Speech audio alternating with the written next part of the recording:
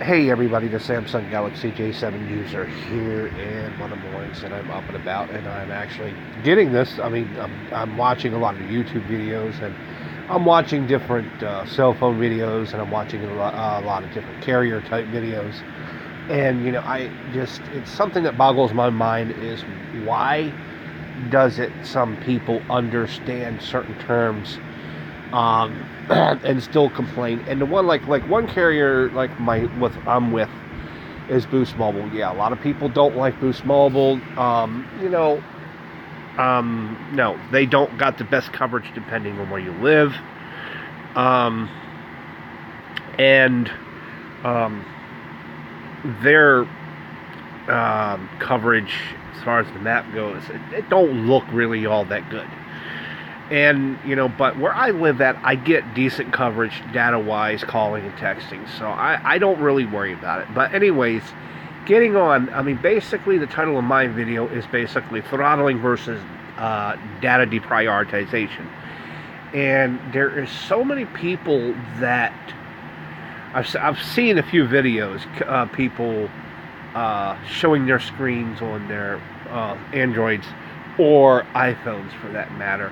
Oh, they got messages about I'm unlimited, and I'm getting this warning. I haven't even barely went through my data. No, and so let's just get that out of the way for a moment.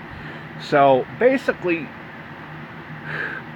throttling, and I'll use another term here, capping, and capping can work both ways.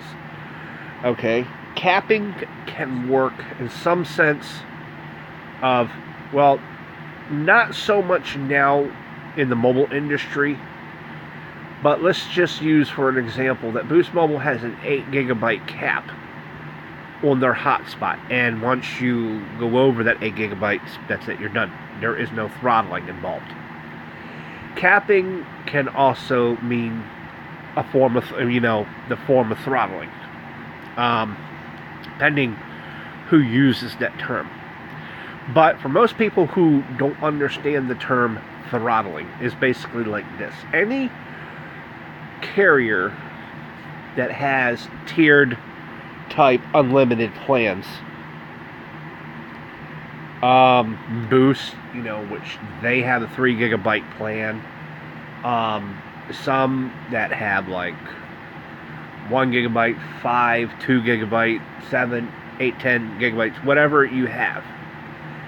And you reach,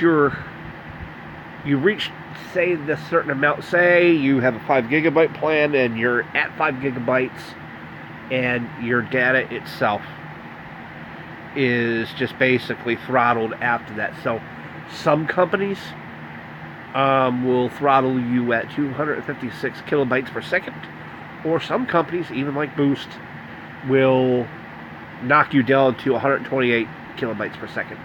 So that's basically throttling. Going over to data deprioritization. Data deprioritization is a form of throttling, but temporary throttling. And to better explain this is like this. If you already, whatever company who you're with, Boost 23 gigs, Metro PCS, I think it's 35, T-Mobile 50, I'm not sure about the other carriers, 22 or 23 or whatever they're at, 28. Once you get up to about 2 to 3 gigs before of your threshold, you normally would get a warning from your carrier saying you have used about so much percentage, and normally it's about 75% where they hit you at. And you're hitting 75% of your threshold. If you go over during times of congestion, your data will be slowed to basically the recommended of what the throttling goes for.